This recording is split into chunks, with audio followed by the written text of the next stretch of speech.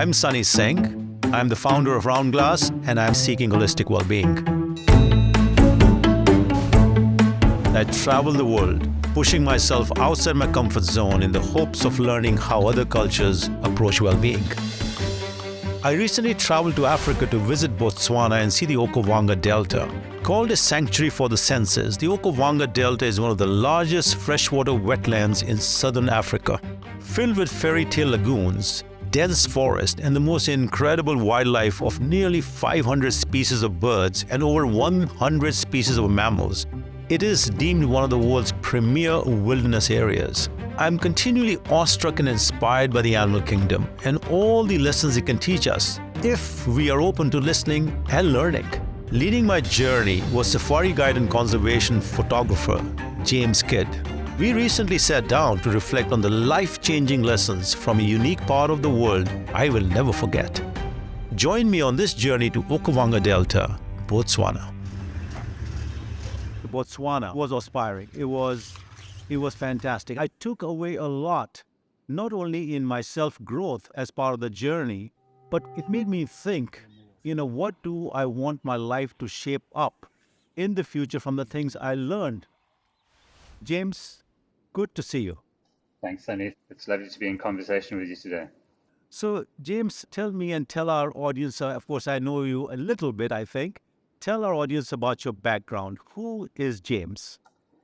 I was actually born in the Midlands of Derbyshire, and my father was South African. When I was 5.5, we came out to the African continent, and it completely changed my life, as I'm sure it did yours too, Sunny. I remember the first time going into the wild.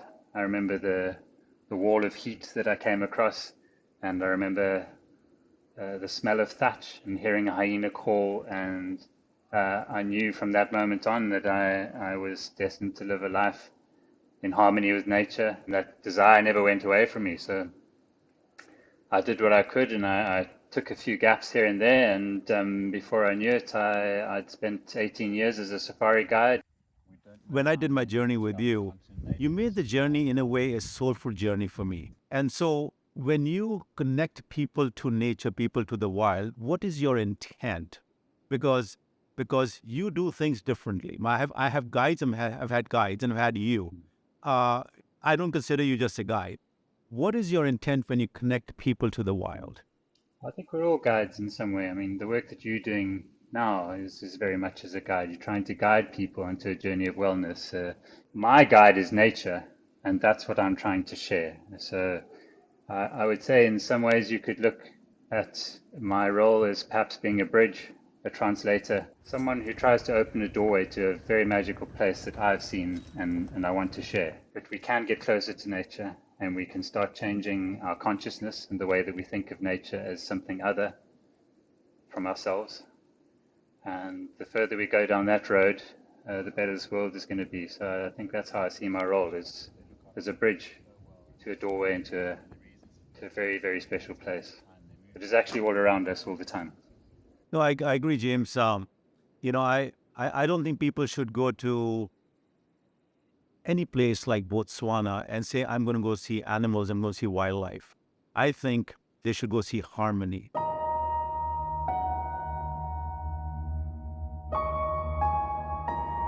Describe Botswana to us. You'll wake up probably very early in the morning in the darkness, and there'll be a white-browed robin chat.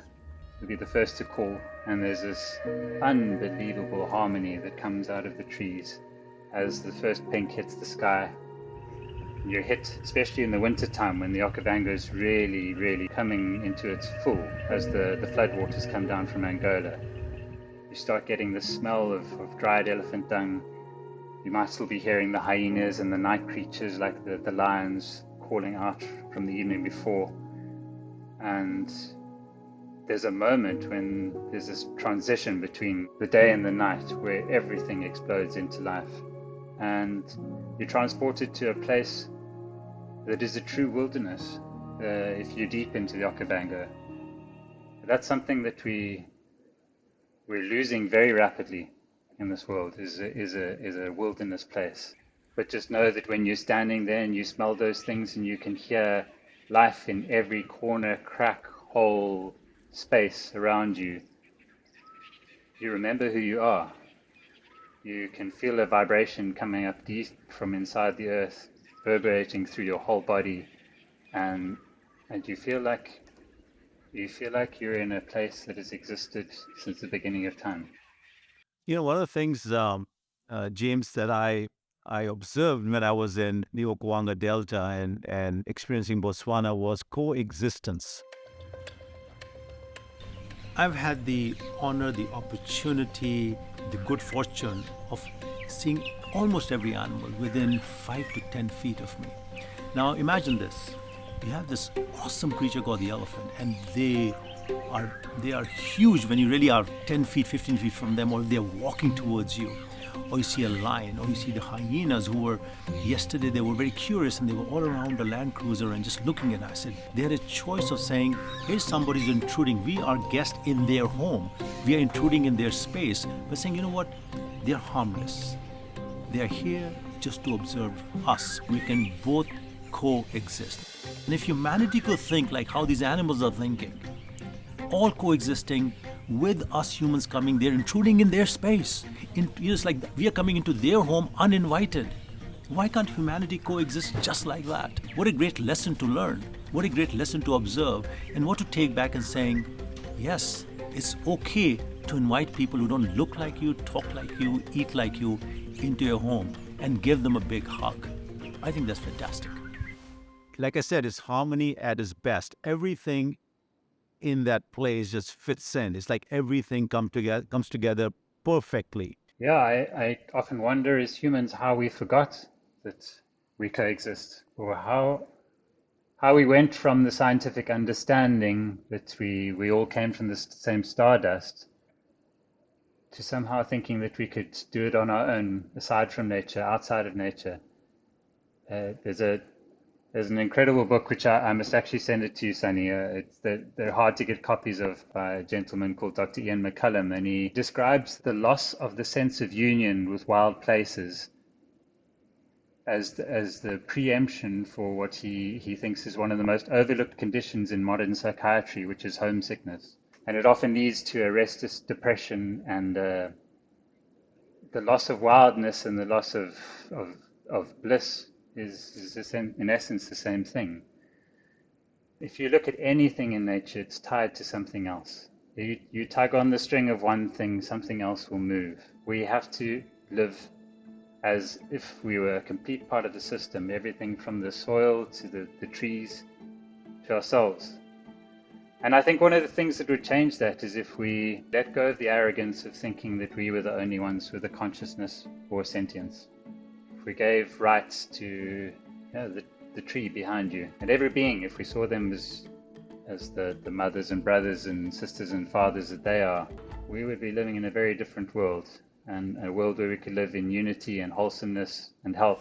James, I have to tell you that people ask me what has been one of your most or the most memorable or your best journey. And I will tell you that when I look back, the Okavango Delta with James was one of my most memorable journeys. It gives me goosebumps when I think of the experiences because they were so real. Many times throughout the day, I could connect my life with my life on this planet. What can humanity do for animals? We can respect them. We can respect them as individuals. And the moment we do that, genuinely do that, everything will change. And the question is, how do you get someone who comes from an economic background and has been raised in a city away from trees and wild creatures? How do we get someone like that to have an empathy towards what's happening in the natural world? Yes, you happen to have an absolutely remarkable journey. You were lucky enough also to go out with the Okavango Wilderness Project team. You got to go in a Makoro. You've had this experience, and I think our job now, yours and mine, is to get more people to share this, or more people to feel what we've learned there. You made a very important point, James, here that We don't live in the wildlife from our day-to-day living. If we just looked after each other, appreciated each other, curious about each other, even just engage with each other, talk with each other, appreciate the ecosystem we are in, I think we'll have a very, very beautiful world, just like what you and I witnessed in the Okavango Delta. You're asking what things we can do. We need to change our education system. We need to encourage a school that is outdoors, that is nature focused. And we need to change our everyday actions as well. Everything, from the simple things like stopping the use of single-use plastic to how much we consume, what we eat. Do we really believe that as individuals we can't make a difference to that? Because if that's the case, then we might as well give up hope and we get lost in the pool of futility. We have to believe that each of us can make a difference and change things together. All is not lost. And you saw that. You came with to Botswana and you saw that's one of many great wildernesses that are still left on especially the African continent. There's hope. We need to change our actions. Everything that we do in ourselves, in our hearts, in our home, has an impact on the rest of the world. One of the things that the journey provided me, James, was this whole thing that I'm very big on. Who am I? And it made me think, because when we go on game drives and the nature drives in the Okavango Delta in this case, you have time to reflect, you have time to think, you have time to observe, because time slows down. It makes me reflect, it makes me think, it makes me calm, it makes me happy. It is something like, here's the purest form of existence in the world. I'm sure there's a hierarchy in the animal kingdom, but there's no politics, there's no corruption, there is no disenfranchisement in the animal kingdom. I often talk about the ingredients of well-being. I talk about who am I? This is one of the ingredients of holistic well-being. And it has helped me understand myself better. That look, how can an individual, how can I live in more harmony, live from joy, live sustainably, live where everything we do matters? How an ecosystem can exist in complete harmony? How can I exist in more harmony with my ecosystem? How can I be more contributing? And so every time I go back from a nature journey, I become more and more sustainable in my living. These journeys become a way of learning something more and even bettering my life, and hopefully sharing that with everybody else and saying, we can be different, we can do more, we can be more aware, and therefore, why not? We have an ability to respond. You're standing up to make a difference in your life, because you can see that the air that you're breathing comes from the tree behind you. So we have so much to learn in these wild spaces, and I think that's a part of the shift that you found out there. I'm not a religious person myself. If I have a sense of God, it's nature. Everything that I've learned from any spiritual teacher, I have learned from nature.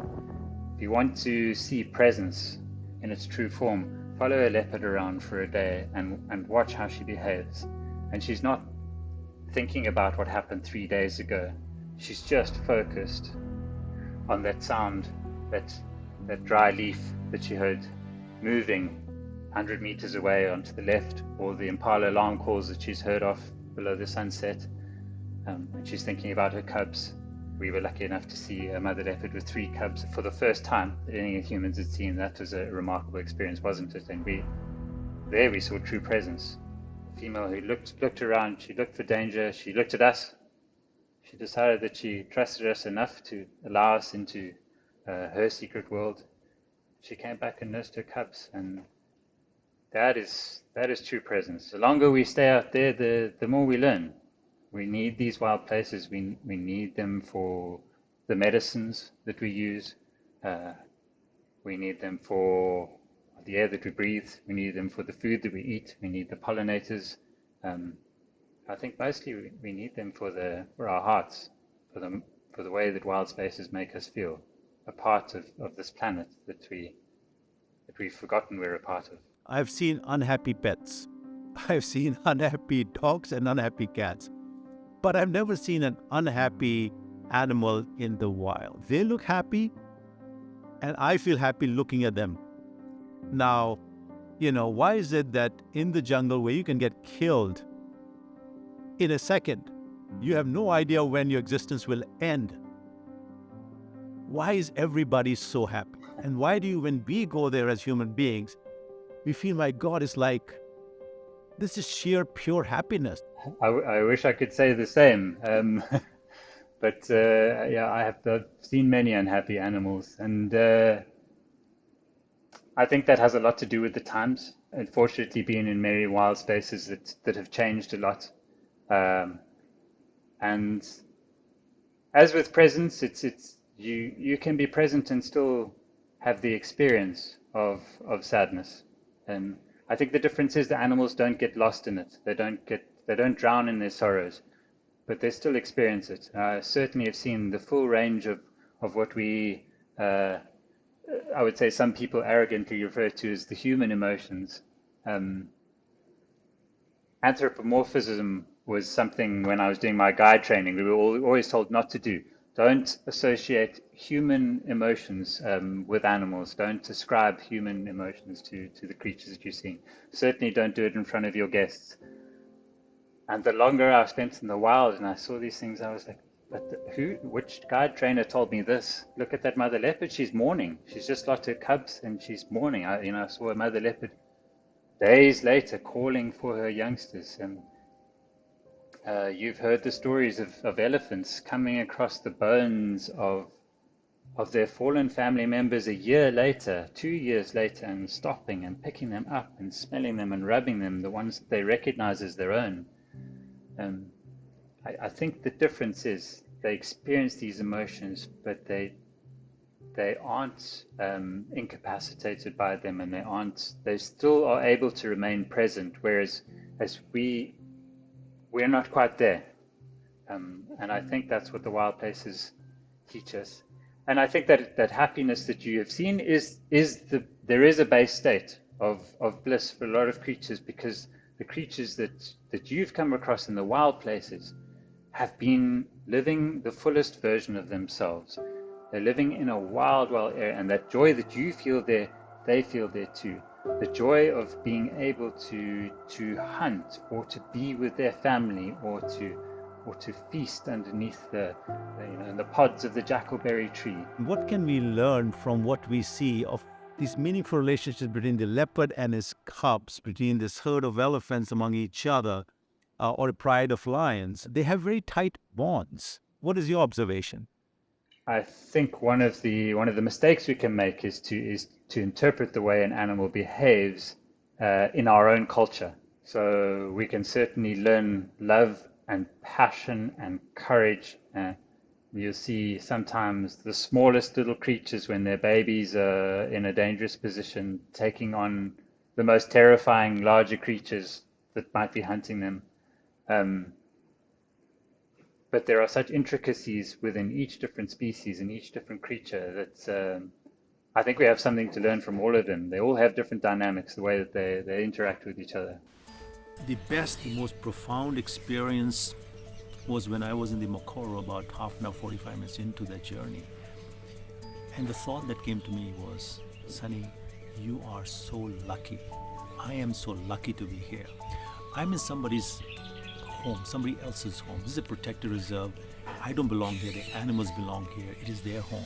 It was a spiritual experience, truly a 3-hour spiritual experience. Feeling so connected with nature. I felt the water. It gave me goosebumps. How lucky am I to have that experience of complete joy and peace and harmony? It doesn't happen that often. And now I want to grow it. I want to take that and I want to replicate it.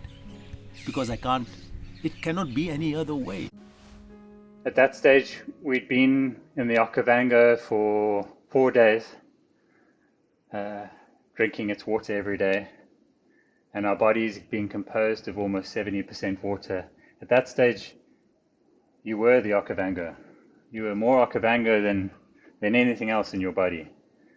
And I think that's part of the peace that you feel when you stay in a wild place, when you truly are a part of it. A lot of people also say that they feel a real peace when they come to Africa, and I think that has a lot to do with Africa being the origin of humankind. There's a homecoming that a lot of humans feel when they step back on the African continent. While we were talking, I was reflecting, and I realized that a lot of people in this world suffer from I'm not good enough, I'm alone, I don't have friends, nobody cares for me. And sometimes it is chronic, sometimes it is a temporary passing phase.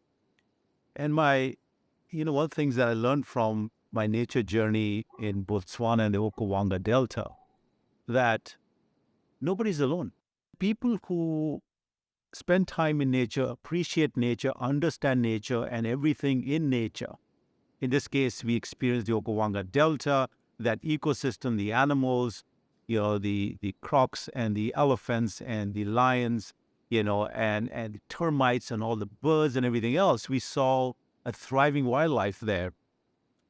When you spend more time in nature, you realize you are never alone. And as you said, you don't have to fly halfway across the world to experience that. Sometimes it just takes a walk a little bit deeper into the park, or to go and find a tree to sit under. Yeah, I encourage anyone listening to this to try that. Just for 1 week. Find a tree in a quiet spot and just take 10 minutes and go and sit under that tree. If you like, stare at the bark, touch the bark, look up, meditate if you choose to, keep your eyes open. But whatever you do, just 10 minutes for 1 week and see if you notice a change. When you look at these protected areas, there is no waste management system. There is no garbage disposal system. And you won't find any garbage around here unless we have put it in there. What does it tell us? That this ecosystem works in complete harmony. We're guests on this place. We can live communally, we can live in harmony, and everything that could cover our wants and desires has been given to us by nature. Actually reminds me of a beautiful Rilke quote I wanted to read to you here. And only then, when I have learnt enough, I will watch the animals and let something of their composure slowly glide into my limbs. Will see my own existence deep in their eyes. Beautiful. We talked about, I think this was one of the most fascinating things, was the termites in the Okavango Delta and in Botswana. I vividly remember the story you told me about the diamonds in Botswana, and how it might have been that the Botswanans might have discovered diamonds before the Britishers left. Otherwise, the Britishers would have never left Botswana. But irrespective of what the historical narrative is, termites are responsible for power two of Botswana's key economic indicators, economic activities around tourism and diamonds. Tell us more about that. I want our audience to hear from you why termites are and were so important for Botswana. The nutshell of that story, which is a more recent story, is that the termites brought evidence up from the ground that there were diamond deposits in Botswana. And they timed it very well, because it was just after the British left and Botswana gained its independence that the diamond reserves were found. I don't think Britain would have given up Botswana if they'd known what was underneath there. But really the true value of what the termites do in Botswana is that they bring nutritious earth from deep down inside. They build these remarkable sandcastles up on top of the ground. And over many, many years, the queen termites can live up to 50 years. They add and add and add to these termite mounds. Sometimes that queen will pass away and a new colony will even add onto the old one. What they eventually become is the mainstay for what will develop into the islands. And as the floodwaters come in, they deposit more silt and sand onto the termite mounds, and the mounds themselves get bigger and bigger and eventually form safe refuges for animals to stay on during the wet season. So there are thousands and thousands and thousands of islands in the Okavango Delta, and a large majority of them are actually created by the termites themselves. So everything that exists in that part of the world relies on the termites, who are also one of nature's biggest energy recyclers, because they take the dead and decaying organic matter and feed it back into the system. Incredible. One of the things I realized in this journey is that nature matters. The amount of things I learned is absolutely fabulous on this trip. nature matters. You can learn so much about the world and how we should live by being here, by being present here, by learning, not to view wildlife, but to see how this beautiful ecosystem works. When I go to a trip like Botswana, I do a nature journey, I realize the world, this planet is too beautiful, and we must do everything in our power to protect it for our own selves and for our kids. And the irony is that it's actually not the earth that needs saving, it's ourselves. If we're going to do what you just said now, we should all practice this maybe tomorrow. Tomorrow, every action that we take tomorrow, every single action, which will be quite a journey in consciousness in itself, let's think about the consequences. So if I get up in the morning and I brush my teeth, what's inside this toothpaste that I just put in my mouth that I'm going to spit into the drain? Is this a recyclable toothpaste tube? Why am I using a tube? Should I not be using a tablet? Where is my water coming from? Why did I let so much water fall into the basin when water is a limited resource? Why am I eating this? Why am I eating that? Did I need to get my coffee from here? Could I have bought this in bulk? Is the dishwashing liquid I'm using, is it